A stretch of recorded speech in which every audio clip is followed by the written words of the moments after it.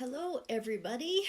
I'm going live again to talk about oil and cold wax, but mostly, actually, I want to talk to you about creating a painting, making a good design, things you have to take into account, and other art fundamentals. So, what I'm teaching you is going to be applicable to any kind of art medium. I suspect that probably this painting will go over three different sessions. I'm going to start it today and then I'll film some more about the next stage when things have set up a bit and then some final steps. So that's what I expect will happen. Who knows? But anyway, here we go. So I hope you enjoy this and find it helpful. All right, so what I decided to do was I posted this earlier yesterday on Facebook, but I want to show you the images that I used prepared. So here we go. Now this photo might be shiny, but that's why I posted the image on my Instagram page earlier. I don't know if you guys can see that or not, or if it has glare. This is a photo that I took, probably 20 years ago on a hike in the mountains. And it was early, probably late fall. By the looks of things, it's hard to tell, but the leaves don't have any, trees don't have leaves on them, so that's pretty sure a giveaway. And so I decided that I really liked this interaction that was happening here. So this is, now you probably can't see that very well. I'm not sure where you can see this, but this is sort of the pattern that I saw that I really liked, the interaction of the strong verticals of the trees with the diagonals of the mountains and the hill. I really thought that that made a really engaging composition. So I started to play around with the shapes and where I was going to put them. And you can see, I had initial idea and then I moved it over because it was too much the same everywhere. So I moved shapes around until I came up with this, this sketch here.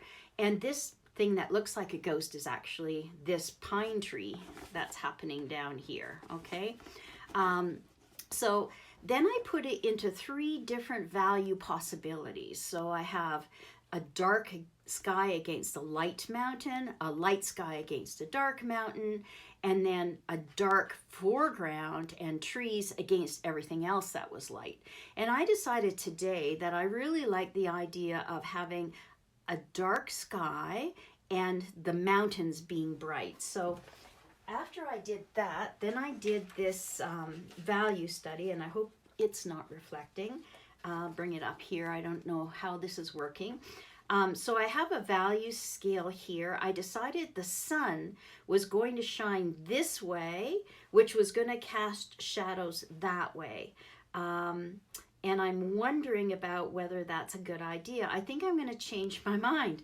I'm going to put the sun this way so that these will light up, and then the shadows will move towards this tree so that you'll move through the shadows up through the tree to the focal point and down through the trees and back up. So you can see I've kept you in a loop here so you can't get lost on me. I put this dark tree here as a stopper for this line because this line will take you, the viewer, out of the composition.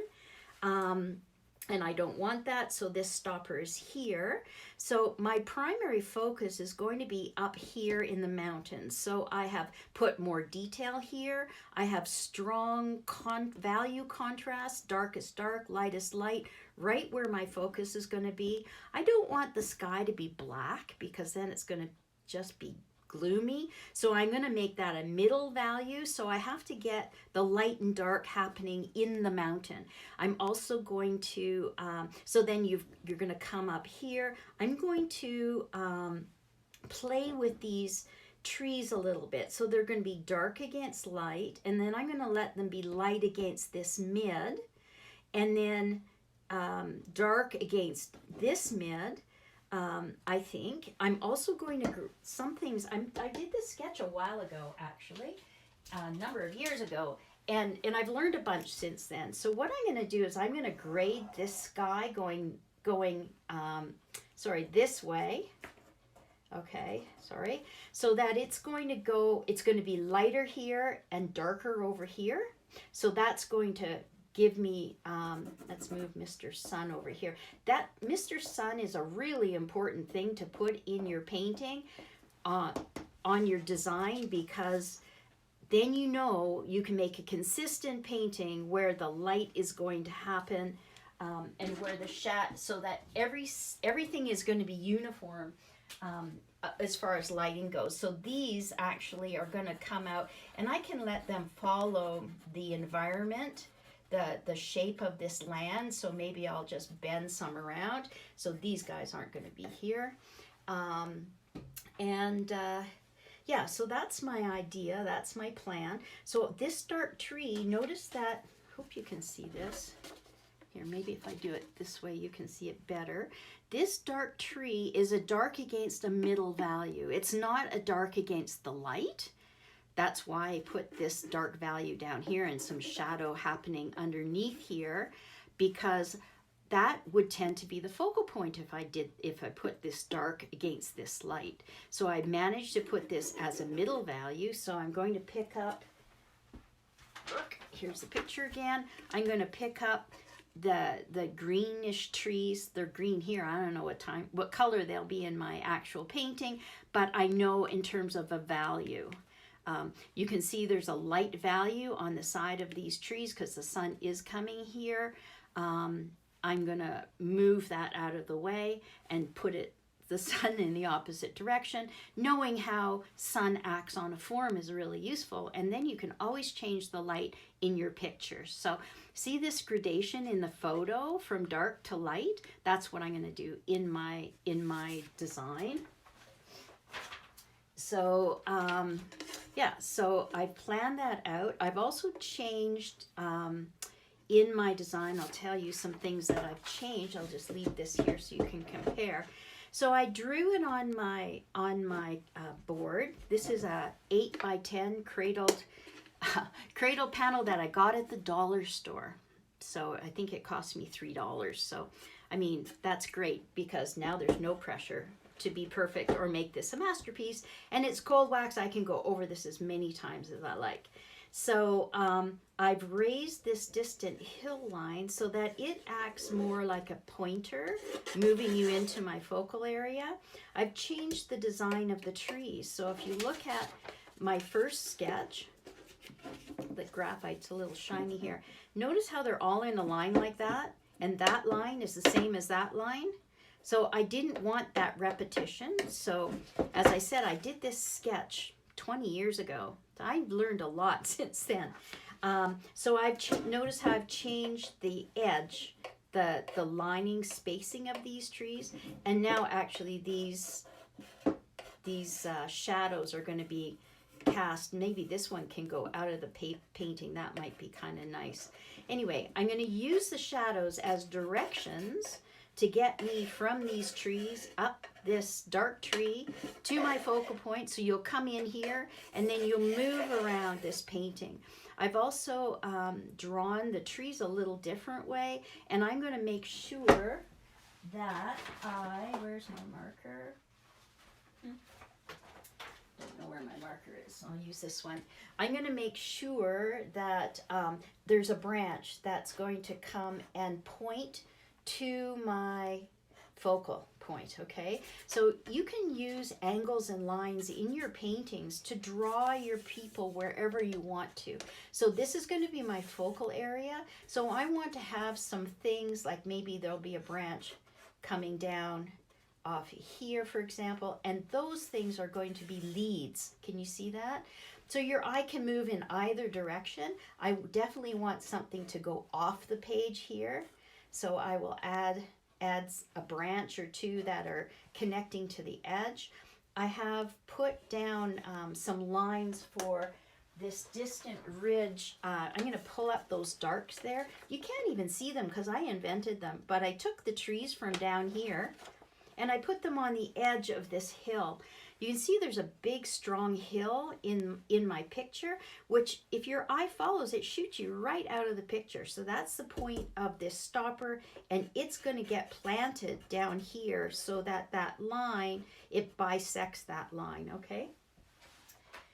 Because we read from left to right, if you have a strong line that's pointing towards the bottom right of your painting, you will always lead people off of your painting. And so that's why I want my painting to hang this way in the art show, so it leads you right to my painting.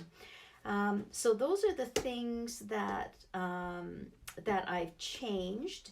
And again, I should probably make some indication that there's going to be some, and I like the idea of this going off. I want to talk to you a little bit about exits in a painting, entrances and exits, okay? And a little bit about how shadows work as well. So the way shadows work is that, and so I think maybe what I'll do is put a darker line on the back sides of these trees, so I just remember that those are the shadow sides, because some of this drawing will show through. So shadows, you're gonna have the light side of the trees here, and I'm gonna make them aspen because that gives me a place to use a nice light, rather than poplar or who knows what. In the mountains you'll find aspen, so it's a good choice that way too. Usually you don't find as white aspen as I'm going to make them, but that's okay. So the light side's going to be here, the shadow's going to be there. I'm going to have an option in this painting how representational I want to make it. So I can choose to make this really representational, or I can choose to make this looser and more abstract. I can choose to make this totally abstract from this start, because I know my shapes are good. If you look at my sky shape here, there's no other shape that's like that. That's a big dominant shape. My next big shape is here. Okay, and then I have my smaller collection of light shapes that are going to be here. There's going to be a middle value that's going to run through here. Darks here, darks here, darks on the back side here, and darks in the shadow on these mountains, which I'm going to make up. I wasn't very careful about the way I drew this mountain. This isn't a specific mountain. It's just to say it's mountains. You might wonder about why I've left so much sky. And the reason I've left so much sky is because that can be a quiet place, okay? So I can play some really nice games with the quiet space on here, just having interesting textures, but nothing that's too demanding. And that's what oil and coal wax does so well, is it gives you some beautiful, beautiful textures to play with. And then these trees are going to sit on top of whatever happens in that sky area. So when I paint the sky, I'm going to obliterate all of this, and I'm going to deal with this big shape here. So back to shadows, sorry. So a shadow from an object, and I have too many light sources, so I can't show you, but it will, if you've got a tree here and a landform, I should do it this way, a landform that curves down, that shadow is going to follow the contour of your land. So instead of being straight, which is what you would find on a telephone pole on your street, I can make this move to tell you what the contours of this hill are. And I'm going to invent that as I go along the painting, depending on what happens to this. Notice that my stopper tree doesn't go up into the light area, and I did that deliberately so that it doesn't gain too much attention. So now what I've done, I'm going to use the same palette that I used last time, except that I changed the black from a chromatic black to cheap Brownie student oil grade paint of Payne's Gray.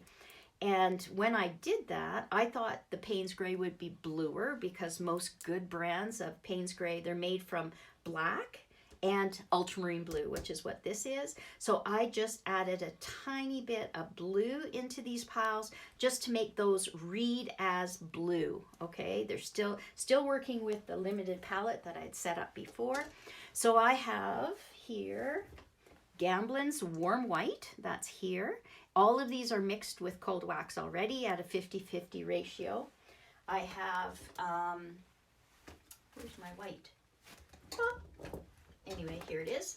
So I have Graham's Titanium White, which is beautiful and buttery. I really like it. And again, it's mixed already. This here is actually some of the Radiant Yellow that I put out in the last painting demonstration, and that's what this is. That will give me a very pure yellow. I have Indian Yellow, but I don't have it out on my palette. If I need a brighter yellow, I can use this Indian Yellow to get it.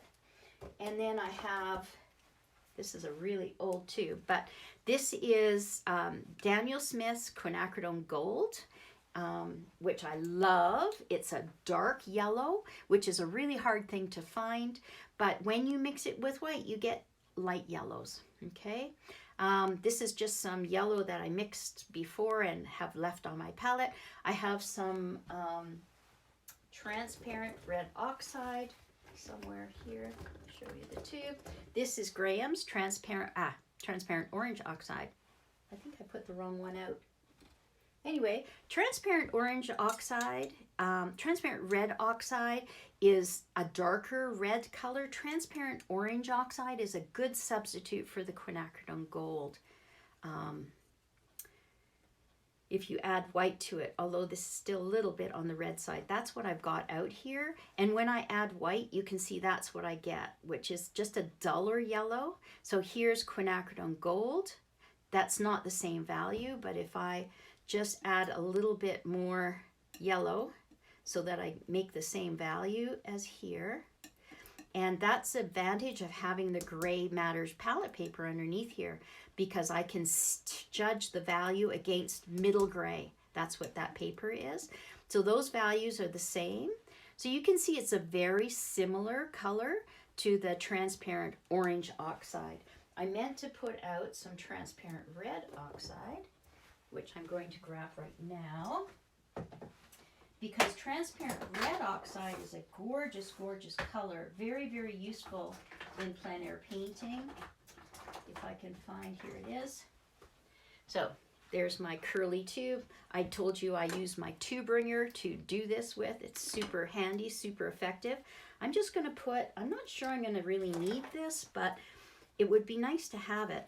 I didn't realize that I had put my transparent yellow instead of transparent red oxide. So I'm just going to put a little bit out here. You can see how red that is. And I'm going to add a little bit of this warm white. So I love to use a warm white to lighten my warm colors. If I use cool white, it's going to make those paints chalky as well as opaque, and it's going to cool them. So if you use a warm yellow, it works really well. So I'm just going to mix some of this up here. So you can see this is quite a bit redder than what's happening up here. Let me mix the same value. And I've never been a palette knife painter, so this is how you handle these tools. This is new to me. So if I squint at that, that's still a little bit darker. Take a little bit more light and get this mixed up. So if I squint at that over here, I hope you can see that. Those are the same value now.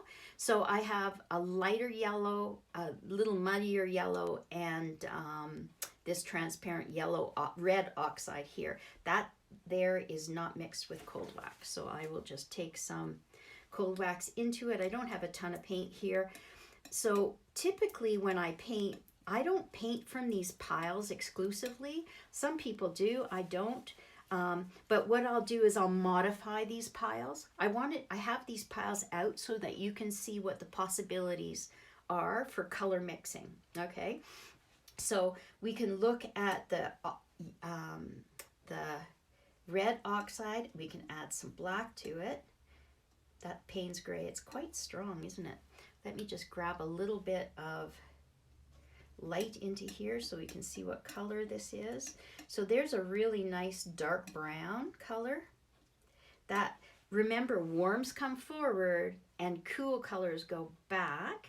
When you cast a shadow, So I'm planning to have this be this kind of light grassy color in here.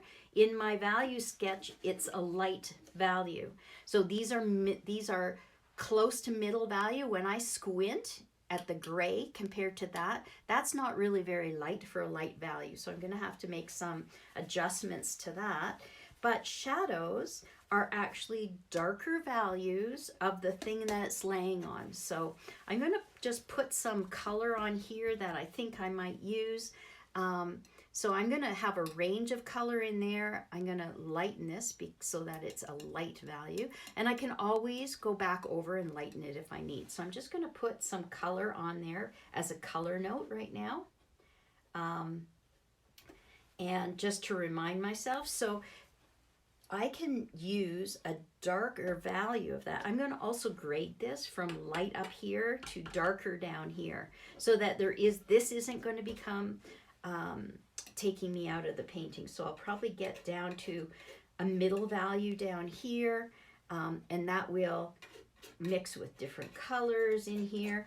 But I want this shadow to be darker, but it's got to be warm because it's a shadow falling on a warm thing. So this is too dark, so I'm going to take some of that, and I'll just take a little bit of this and see if I can get a lighter value that's not quite so dark as that pile, but I still want it to be on the dark side because it's got to stand out. So let's try that. So will that stand out? That's a darker value without being too obtuse about it. So I like that. And then this what happens with shadows is the further they're darkest where they hit the object that's casting the shadow, then they get lighter, their edges become fuzzier, and they get cooler as they move away. So this is a blue sky. I'm not going to have clouds floating around. So in a blue sky day, you're going to have strong shadows. I'm moving this painting into evening time as opposed to afternoon, which is when my photo was taken. So I would expect that these shadows will move into a cool as they move off. Okay, I'm not sure I like that shape, but what I'm going to do now is I'm just going to put color notes down for me to figure out how the color is going to work. I think I'm going to go to my cools for my sky. That might be too dark, but this is just I'm just putting color thinly here, so I'm just going to scrape that because I don't want a lot of thick paint here. I'll scrape some of this other stuff off too, just so I can see what the value is. And then I want my lightest light, so I'm going to take some of this. That's going to be too light, and look how cool that yellow looks right now, which is quite an interesting phenomenon. I find it fascinating to see how paint changes depending on what it's against.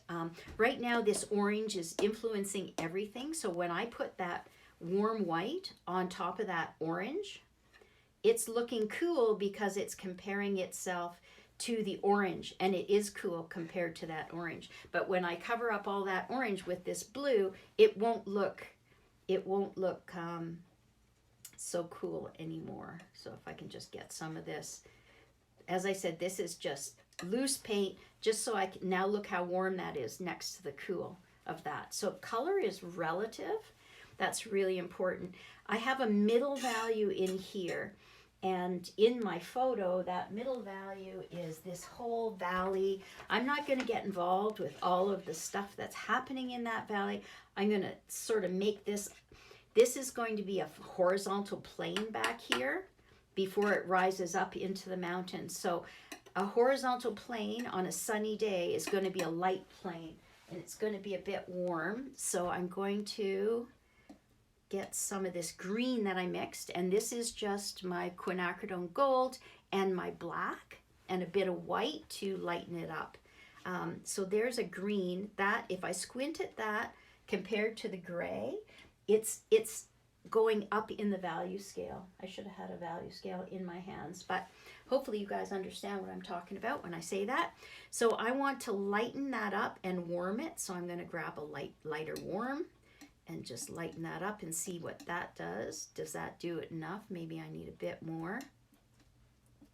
And I like that this isn't mixed very well. So I'm gonna make a horizontal coming here, which is gonna be the plain things that are on the floor of the valley. And then, the way that light on the landscape works. Okay, this is really important. So if you've got, let me see, what am I going to use as an example? Let me use this tube of paint as an example. So you've got your sun. You got your sun up here. Anything perpendicular to the sun direction is going to be the lightest value. No matter what color, the natural thing or value, it's going to be the lightest because it's receiving direct sun. So if I'm having a late day, so that the sun is a little lower, which is going to make everything warmer, then this is a flat plane to it. This is a flat plane to it. So that's going to be my lightest plane. This is my next lightest because it's a horizontal plane. As I move up to things that are vertical to the sun, that's going to be the darkest things. Okay, I'm going to put the light hitting this way, so the side of my dark tree is going to be a little bit lighter and warmer than the back side because the sun is coming from this angle. It's not coming directly down, but anything vertical is going to be dark compared to the direction of the sun. So wherever you have your sun, okay, let's make my dirty hand. I forgot to put my gloves on. This is not nice. So wherever your sun is, if you go this way, if the sun's light is coming from here, anything perpendicular to this is going to be a light value. Then as we move away, can you see that the sun is getting less? And as we move away, it's getting less. And if we go this way, the sun's only going to catch on the very edge, okay? So that's the understanding of how planes in a landscape work. And that is if you want to be representational. You don't have to do that. You can throw all of that stuff away if you want to. It's totally up to you how you want your paintings to be seen and how realistic you want them to be. But there are certain rules that you need to follow in order for your painting to read.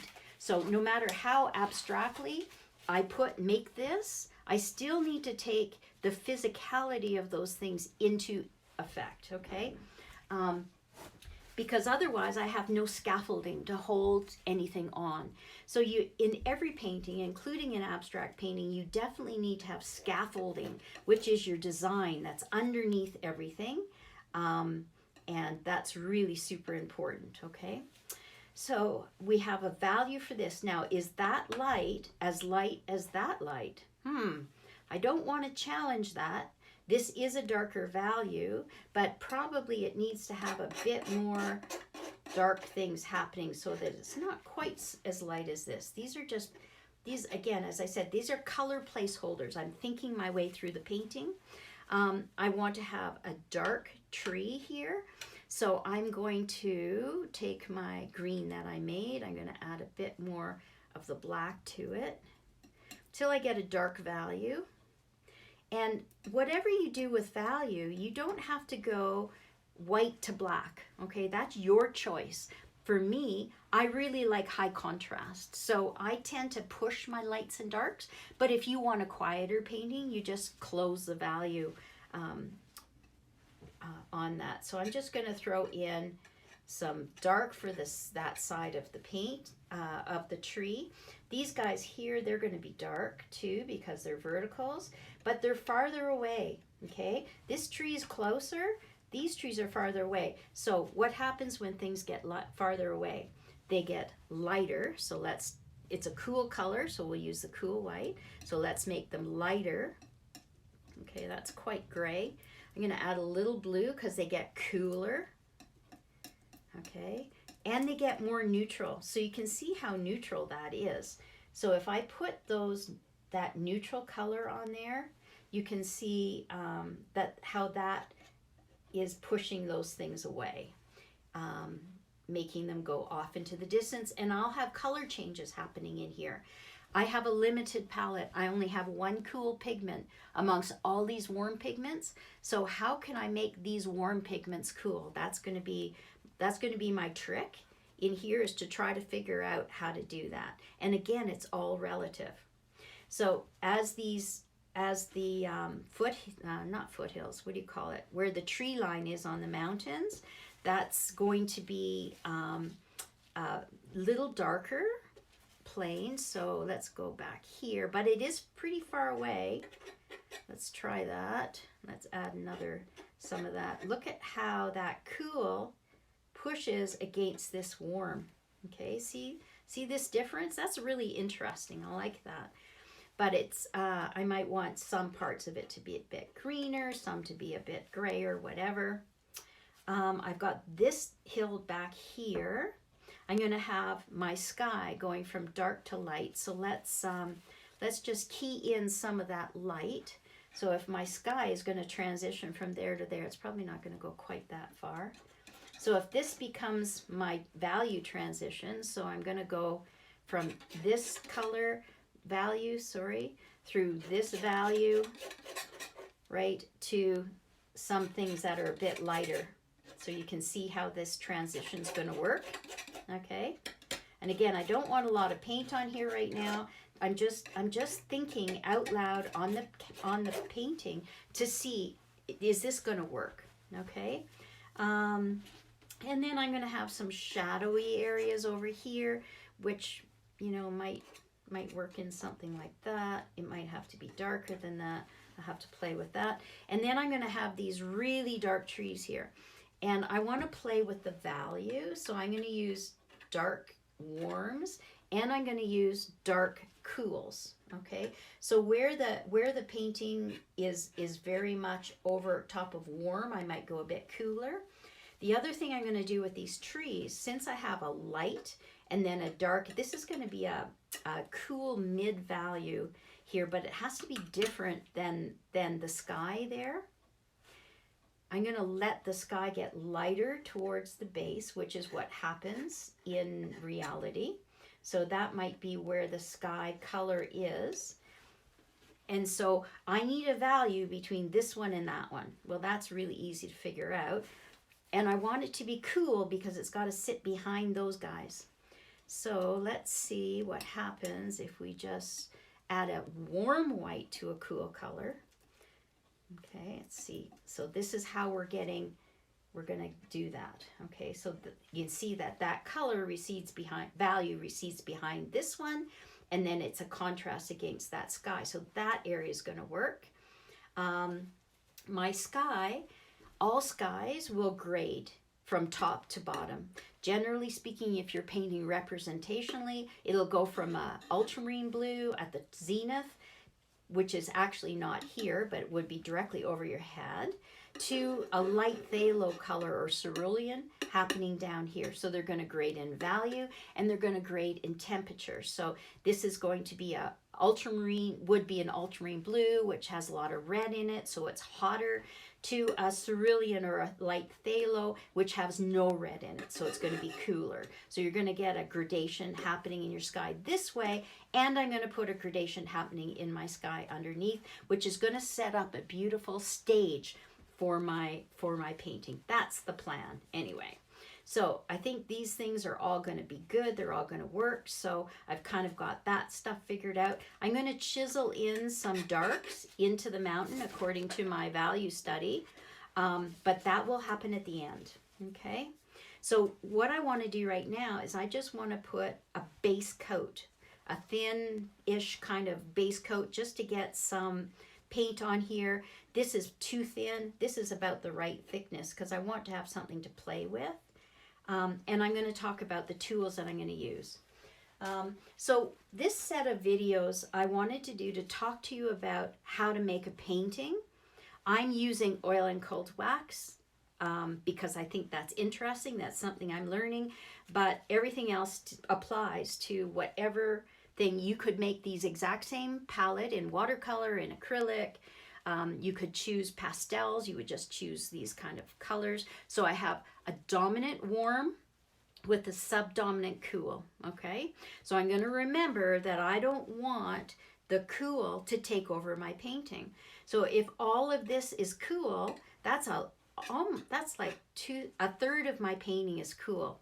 That's going to be a problem. So I'm going to have to not only lighten my sky down here, I'm going to have to warm it as well.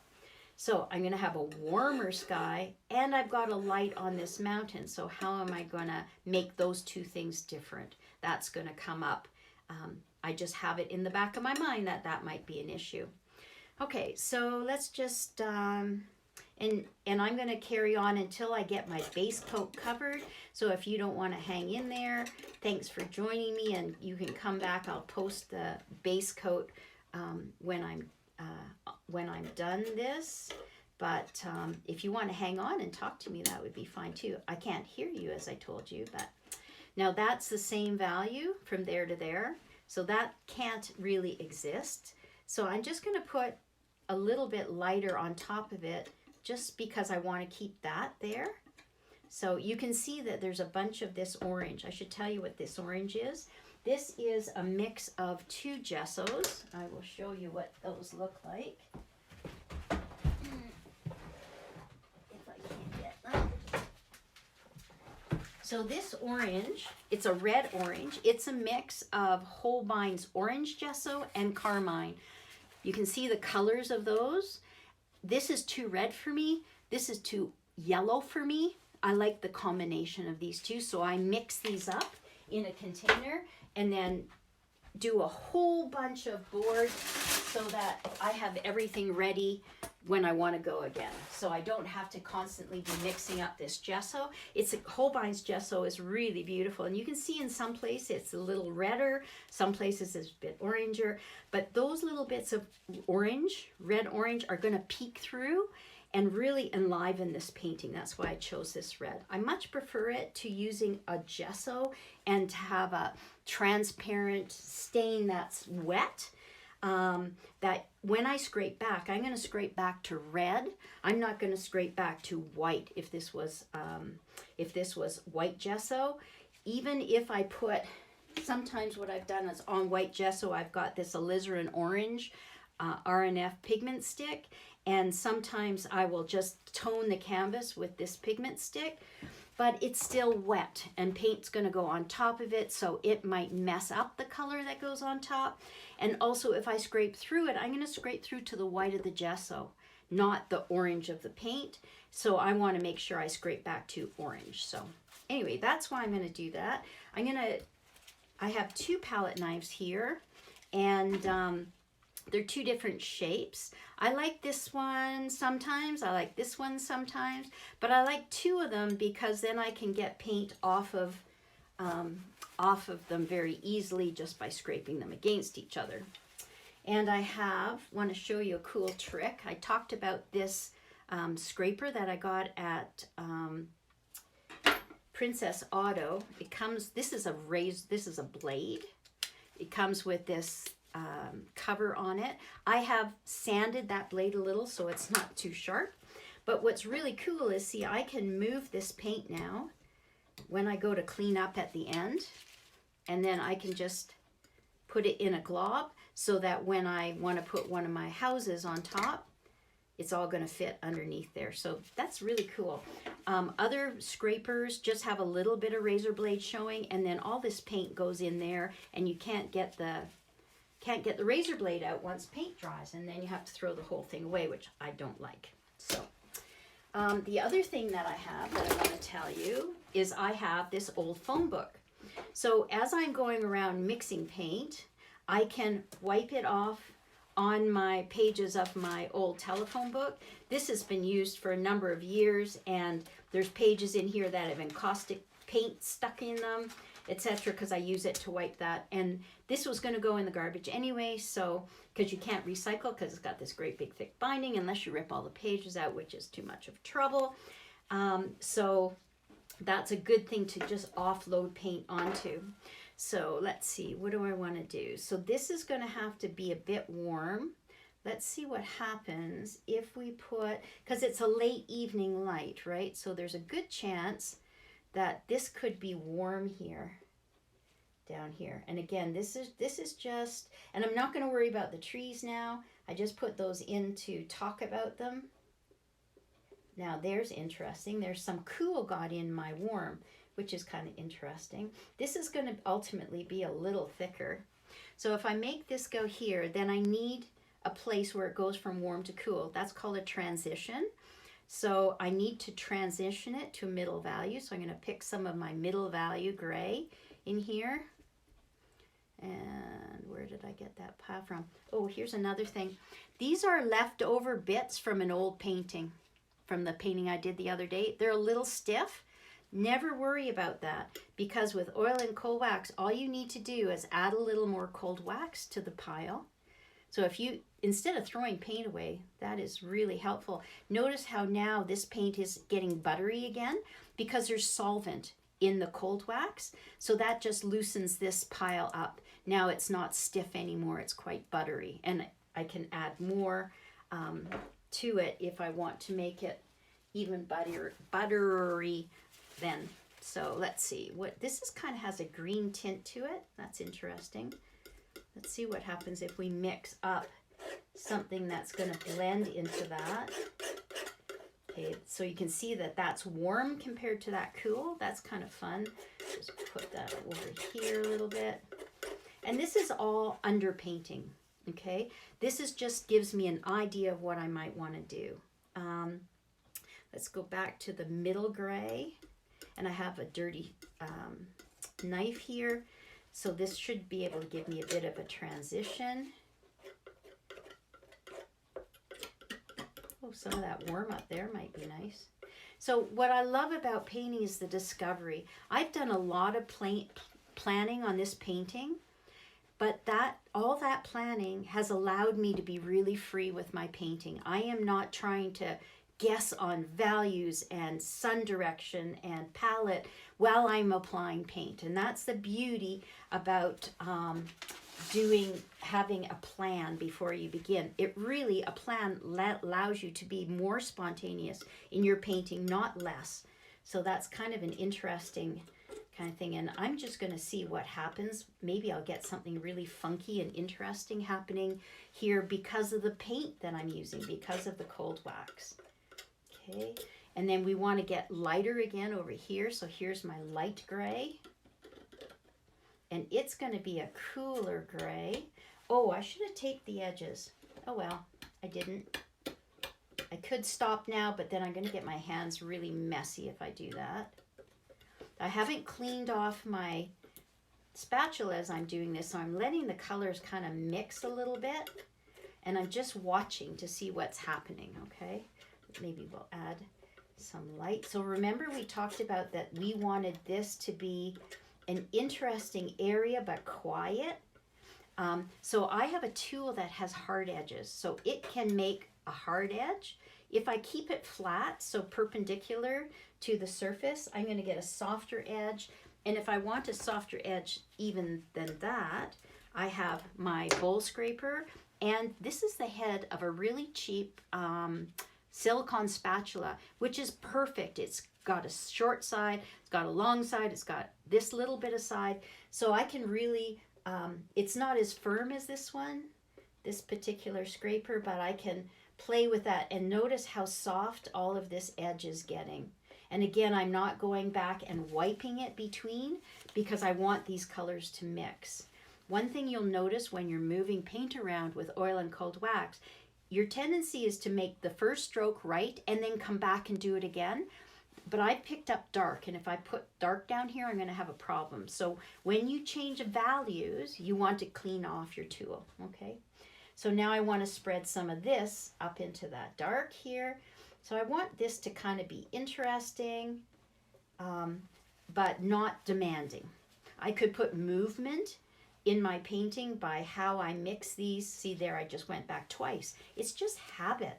Got to break that habit because that's a really nasty habit because you're going to get into trouble that way. And now I'm trying to mix a warm and a cool. And by the way, that's a recipe for mud, so you don't want to necessarily do that. I will have to clean that up after this paint dries a bit. Let's see, I think I need a bit more paint covering up the red up here because I don't want you to look up there. Okay. Now I have a dark. I can bring the dark into the light, wipe it, and then soften it out. Wipe it, soften it out, wipe it, soften it out. Okay. All right, so I've covered up most of the red, but there's still little bits peeking through, which I really like. Over here, notice if I squint at that, that value and that value are the same, which is really nice. I want a little cleaner paint over here. Right now I'm just covering up some of this red. Get rid of it. And again, I just want to move this around to make this a little more interesting. That's kind of neat. I like the way it feels like it's moving. I think what I might do is actually, this would be better done on a separate layer. Get some of that yellow to move through here. That would be really nice. I don't want to mix that yellow with my cool though, so too much. So I'm using a very, very light hand and a very flat kind of stroke here. I'm going to put the trees in, and I will do some negative painting with the trees, meaning painting some of the sky behind the trees, so I don't really have to worry too much that that color is solid or not, but I can put some of that in there to cover up some of that. And again, wipe it, because now I'm going from a light warm into a middle value cool. Come across, wipe. Now I just did it twice, but that was kind of a neat effect. So sometimes it works, sometimes it doesn't work. I'm not real happy with this blend here. I want it to be dark over here. So I'm going to have to add some more dark. So I'm going to use my palette knife just to put some paint on the painting. And then I'm going to use my little thing here to kind of move some of that around. I'm going to tighten up all these edges later on. Let's just see if we can get that to bleed this way. Oh, that's kind of neat. So I'm just looking for happy accidents now. And that's the value of having a plan, is I can now play with happy accidents rather than trying to figure out whether that should be a warm or cool and what value it should be, etc., etc. Okay, so I'm just going to try to get a block in, but I want a colorful block in that might give me something to play with. So that's really important. So I have this middle value hillside back here, and that, I believe that was this.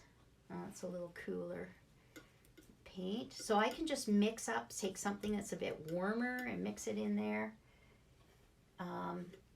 An edge is going to be really important here. I also want this color to change as it moves down here, okay? So I'm going to let it get a little cooler. It's a middle value, so I'm going to pick some of my middle value cool here. And I'm going to let that warm, see that warm transition from this, sorry, not warm transition. It's hard to think and paint at the same time. So I'm going to have this area move from this warm kind of greeny to a cooler kind of gray color. But as long as it holds value, what you don't want to do is you don't want to break up your big shapes with value changes. You want to break up your big shapes, keeping the value and changing the color. You can change the temperature, you can change the hue, whatever you want along there. It doesn't really matter. So I'm going back to these trees. I want to paint this, I want to put in this big mass next. So I want to deal with big masses.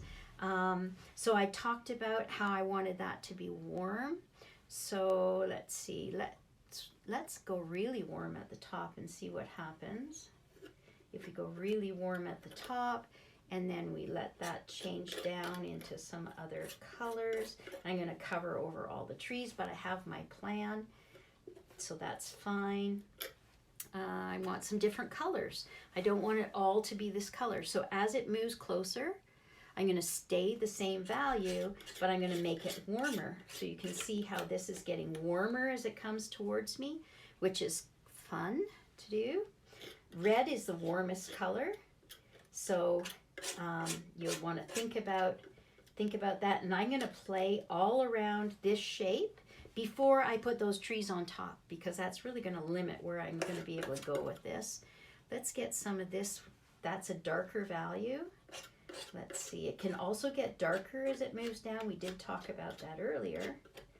Now let's see if we put that there and put some of that intermediary yellow in here.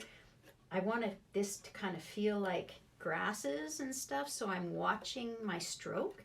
That doesn't really matter as much right now because I'm going to be going over this probably 4 times before it's done.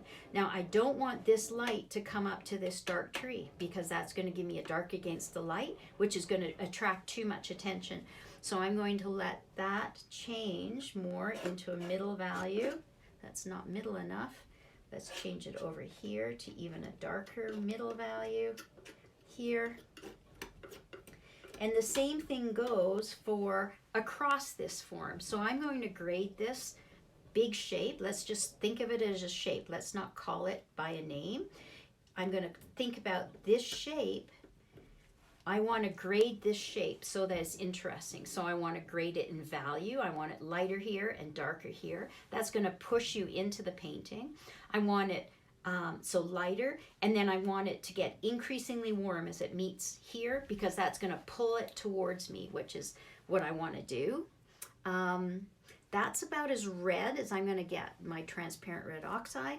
I can just put some, this color has no coal wax in it, but you don't need to have coal wax in all of your paint, okay? So this can just slide on. I'm just using it to suggest some texture, and maybe I'll see something I like. So that's the way to be creative with your painting, is to have a plan so you know the foundation or the scaffolding, and then you're free when you've got your paintbrush or your palette knife in your hand to be able to improvise interesting stuff on top of that. That's hugely important. I hope that's real help to you guys. I'm going to put this yellow in here because I'm going to have some cool shadows. Now look, I've kept that, and that's on the exact same angle as that, so I don't want to do that. There's a lot of that's in that statement, but I don't want anything to be too much like anything else. That's what I'm trying to say. This is definitely in the foreground, so okay, how does that look? That's quite a big difference from that value to that value. So I want to go through an intermediate value.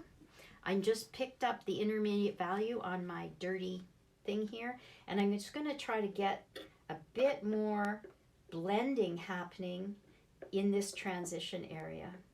Now there, I didn't clean this off. I went into a light area. Same thing as it happened up here. There is a lot of challenge in painting, so making it easy for yourself by understanding these things in the beginning makes all those difficulties a little bit easier to manage. Okay, I'm going to leave that for now. That's not a bad start for that. It's all warm. I want to pull some cool into that. I'm going to have the dark trunks and some cool shadows, so that will help. Okay, so let's go back and finish the bottom of the mountain here, and I'm letting it go again from warm to cool. So each shape has a bit of a gradation in it. Here's my crazy mixed up, not very well mixed up color, which works really well for oil and cold wax because it builds me some texture in here.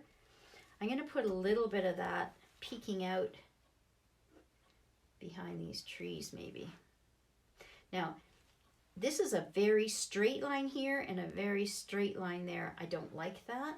So I really want to make these forms feel a little more natural. So I'm going to lose the edge of this hill here so that it kind of just blends into that. So you'll have a part where you can see the edge.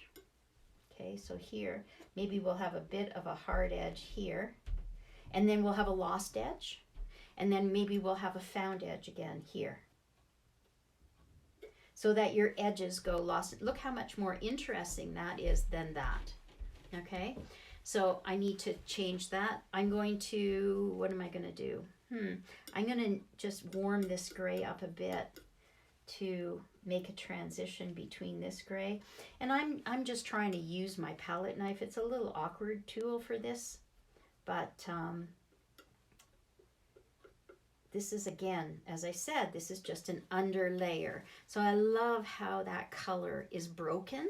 That's why one thing I really, really love about oil and cold wax is it's really easy to get these broken color, and you didn't even have to plan it. So that's part of the reason why I'm really intrigued with this method. Okay, I'm gonna go to, I'll try this for a while. So I want those trees, these dark trees, because that's going to be a dark band separating these bands. So I want not a dark, but like a mid dark for those trees.